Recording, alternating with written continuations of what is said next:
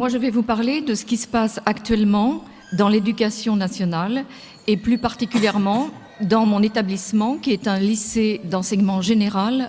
Avant de commencer à parler de ce qui se passe dans les établissements, je vais reprendre la définition du gender, puisqu'on en parle pendant toute la soirée. Je vais commencer par une définition très simple du gender.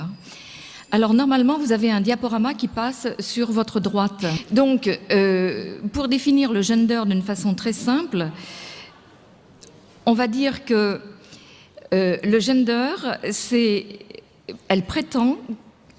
théorie du gender prétend que l'identité sexuelle, ça n'est pas être un homme et une femme, mais c'est le fait de se sentir homme ou femme, c'est-à-dire le fait de se sentir du genre féminin ou du genre masculin, quel que soit notre sexe biologique.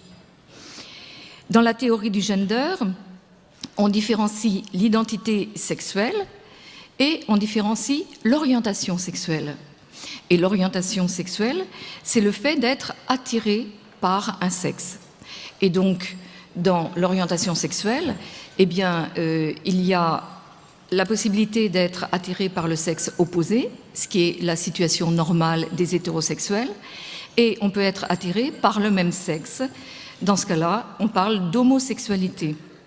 Mais attention, il y a bien une différence entre identité sexuelle et orientation sexuelle, puisque un homme qui se sent 100% homme peut être attiré par un autre homme.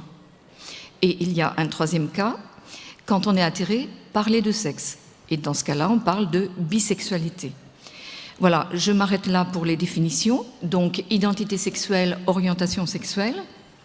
Et vous voyez que c'est une théorie qui n'a rien à voir avec les sciences biologiques, puisque ces identités et orientations sexuelles se font sans tenir compte du sexe biologique.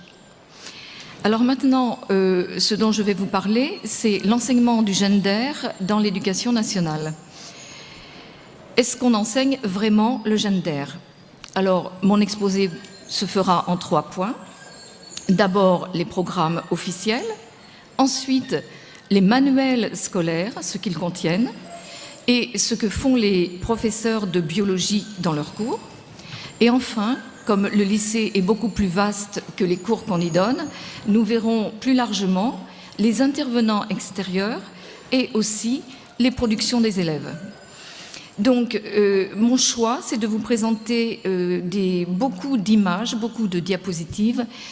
Et voilà, sans faire de commentaires, je vous laisse juger par vous-même.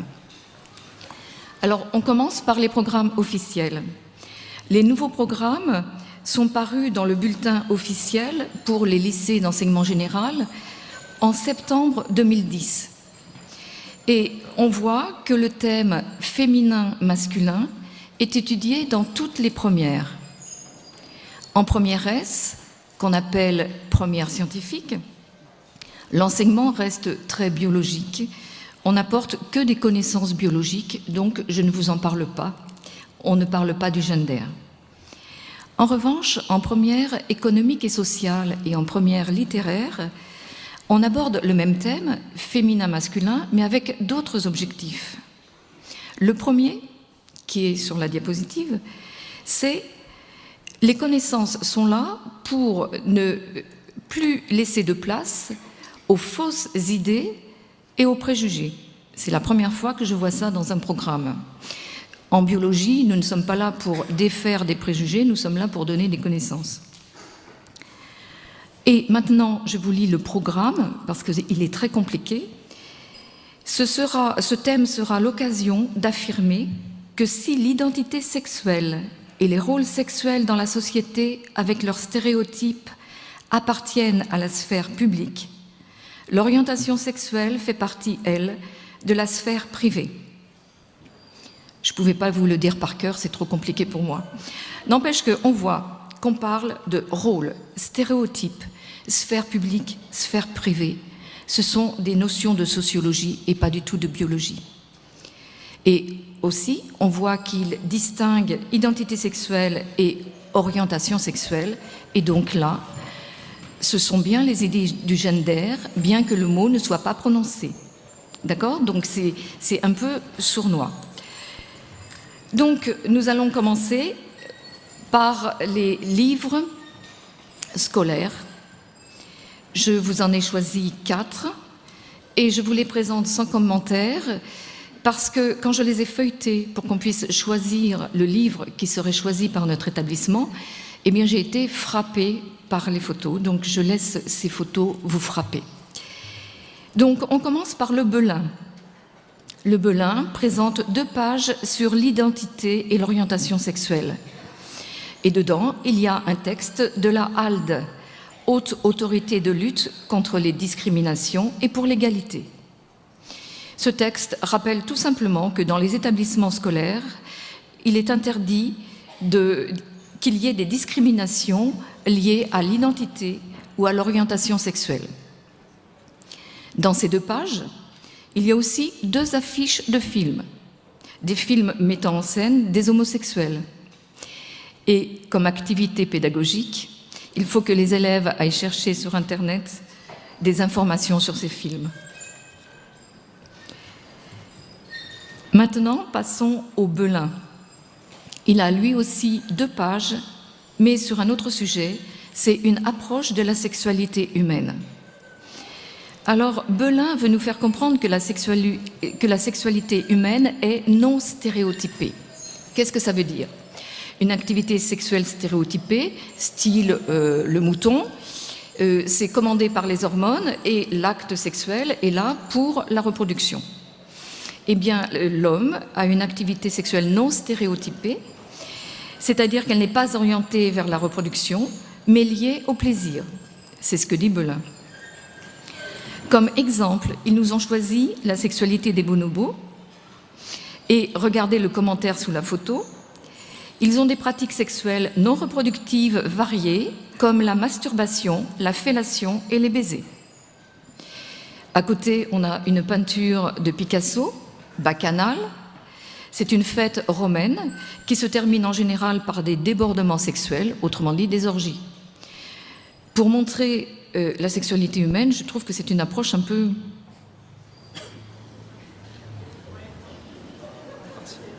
Voilà. Toujours dans le Belin, regardez maintenant, on nous montre un brevet de 1911 pour un appareil empêchant la masturbation. Et le commentaire est extraordinaire. Cette activité, donc la masturbation, était encouragée dans l'Antiquité, mais elle a été condamnée par le monothéisme et accusée d'être source de beaucoup de maux par la médecine au XVIIIe siècle.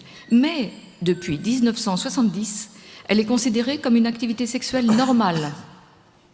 Voilà. Et toujours dans le Belin, on voit un document qui présente un 3e genre, en Inde. Donc, les papiers d'un citoyen portent la mention M pour masculin, F pour féminin et T pour transsexuel. Alors, qui sont ces transsexuels? Eh bien, en Inde, il y a beaucoup de garçons qui sont élevés comme des filles. Il y a aussi des garçons qui sont émasculés pendant leur adolescence. Mais il y a aussi, comme partout, des individus qui sont intersexués, c'est-à-dire que leur sexe est difficilement identifiable à cause d'anomalies hormonales ou des chromosomes sexuels. Voilà. On passe maintenant au Hachette. Le nombre de pages augmente. Il y a 3 pages sur l'identité, le genre et l'orientation sexuelle.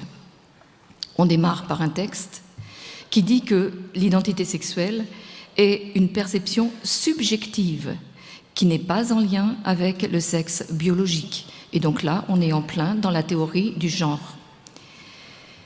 Pour illustrer leurs propos, ils nous montrent une photo d'une athlète.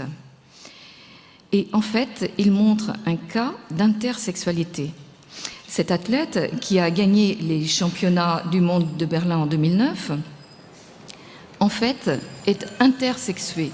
Ça veut dire qu'elle a des chromosomes XY, elle a des testicules et elle a de la testostérone. Elle devrait être un homme. Mais en fait, elle n'a pas de récepteur à la testostérone. Et donc, elle n'a pas eu de développement de voie génitale mâle. Et donc, elle est intersexuée. Elle a un sexe qui est ni l'un ni l'autre. Alors le problème pour cette athlète, c'était, doit-elle concourir dans des compétitions féminines ou masculines? Après 1 an de pourparlers, en fait, ils ont décidé qu'elle concourrait dans les compétitions féminines si elle prenait des médicaments pour faire baisser son taux de testostérone. Et ça se comprend, puisque la testostérone a longtemps été utilisée comme dopant, puisque ça développe la masse musculaire. Toujours dans le même livre, nous avons le genre, une construction sociale.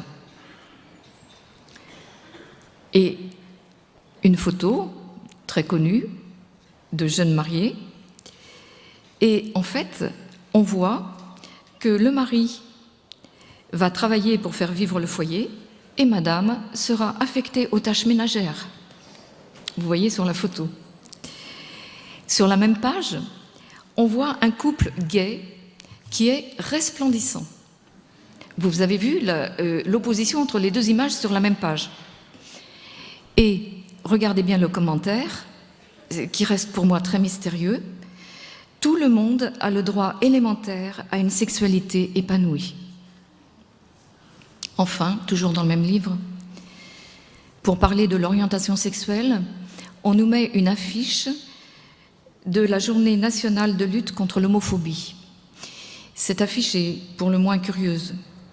La phrase qui est encadrée, c'est « On ne choisit pas son orientation sexuelle » et le bébé porte un bracelet sur lequel il y a marqué « homosexuel », c'est-à-dire son orientation sexuelle. C'est complètement ambigu puisque dans la théorie du gender, l'orientation sexuelle s'affirme au moment de l'adolescence et surtout, elle peut varier au cours de la vie. Voilà. Enfin, nous arrivons à des choses plus agréables. Je vous présente le livre que les professeurs de SVT ont choisi dans notre établissement. Pourquoi l'a-t-on choisi? Il ne possède que 2 documents sur la théorie du gender et ils sont très anodins, très soft. Alors, le premier, regardez, le texte dit que finalement la théorie du gender est une théorie défendue par les sociologues. Donc, c'est de la sociologie, ça n'est pas de la biologie. Je trouve que ça, c'est de l'honnêteté. Et ensuite, nous avons 2 images, une famille à 60 ans d'intervalle. Dans la première, on voit papa qui rentre après sa journée de travail, et dans la deuxième, on voit papa et maman qui s'occupent ensemble des enfants. Je trouve que ça, c'est structurant. Le deuxième document de ce livre, c'est le comportement sexuel en fonction du contexte culturel. Et là aussi, le premier texte est très intéressant, puisqu'il nous dit qu'il peut y avoir une contradiction entre la recherche de la satisfaction sexuelle et une coopération entre les sexes qui est nécessaire pour la vie familiale et pour la vie sociale. Et ça aussi, je trouve que c'est une notion très intéressante. Enfin, je vous ai surligné un petit exemple de comportement sexuel en fonction des cultures. Là, nous sommes chez les Esquimaux, les Aléoutes, et la femme a un mari et plusieurs autres. Et en fait, l'homme, pour honorer un invité, va offrir sa femme à l'invité. Bon, ça reste anecdotique. Voilà, nous avons fini pour les manuels scolaires. Maintenant, qu'est-ce que les professeurs enseignent dans leurs cours? Nous avons en fait 1h30 pour traiter le thème « Devenir homme ou femme ». Et nous, en biologie, nous avons à expliquer comment le sexe biologique se met en place à partir de la conception jusqu'à la puberté. Et 1h30 pour faire cette mise en place du sexe biologique de la cellule œuf à la puberté, on n'a pas trop de temps. Et donc, on n'a pas le temps de parler du gender. Voilà. Donc ça, c'est rassurant. Maintenant, je vous ai dit que dans un lycée, il n'y a pas que l'enseignement, il y a aussi tout le contexte et particulièrement les intervenants extérieurs. Alors, nous avons au lycée de Coudon une journée contre les discriminations. Et en fait, c'est SOS Homophobie qui vient, depuis l'année dernière, faire 2 heures de conférence-débat à chaque seconde. Ça représente plus de 500 élèves. Et voilà. Le problème, c'est qu'on n'a pas une visibilité de ce qui est dit, puisqu'ils arrivent à une bonne douzaine et ils se répartissent dans toutes les classes. En plus des intervenants extérieurs, il y a les productions des élèves. Alors nous avons le journal du lycée écrit par les élèves. Et en janvier 2013, il y a eu un article qui s'intitulait « Les avis sur le mariage homosexuel ». Regardez, je vous montre la fin de l'article. Il y a tout simplement « Le mariage homosexuel doit être accepté ». J'appelle ça de la propagande. Et enfin, nous avons une semaine culturelle au lycée. Cette année, le sujet était « Ces questions qui dérangent ». Pour cette semaine culturelle, il y a eu un concours d'affiches réalisé par les élèves. Donc il y avait une dizaine de belles affiches, mais parmi elles, regardez celle de droite. Mieux vaut un mariage gai qu'un mariage triste. Au niveau de la com, c'est extraordinaire. Voilà, j'ai balayé les 3 points, j'en suis maintenant à la conclusion et on va reprendre chacun des points. Est-ce que le gender est enseigné au lycée? Oui, il y a les idées du gender dans le programme officiel, bien qu'il n'y ait pas le nom. Et bien que ce soit plutôt de la sociologie, on nous l'a mis en biologie, je ne sais pas pourquoi. Maintenant, le contenu des manuels scolaires.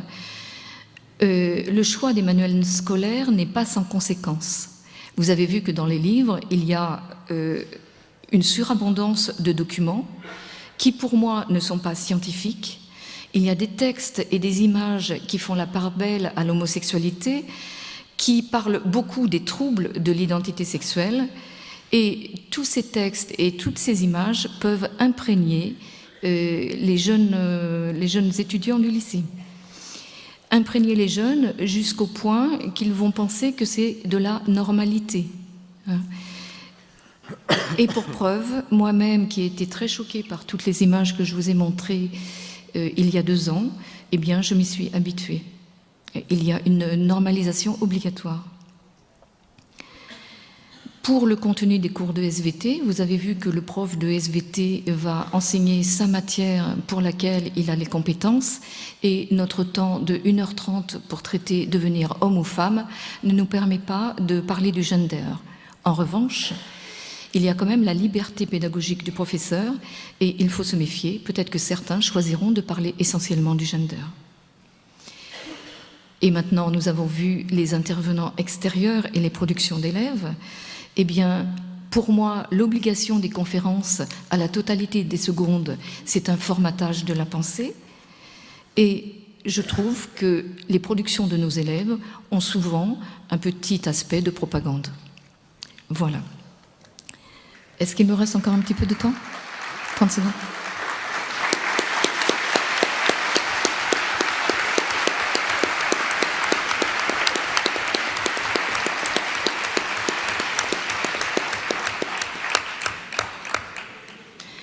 Je voudrais en plus, puisqu'il me reste un petit peu de temps, vous parler d'une anecdote qui montre le changement des mentalités au sein de l'établissement.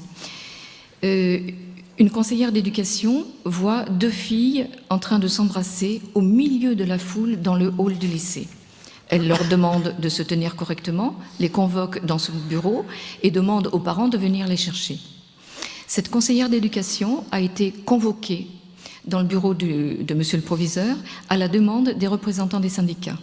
Il a fallu qu'elle justifie sa sanction pour savoir si elle n'était pas le résultat d'une discrimination. Voilà. Merci beaucoup.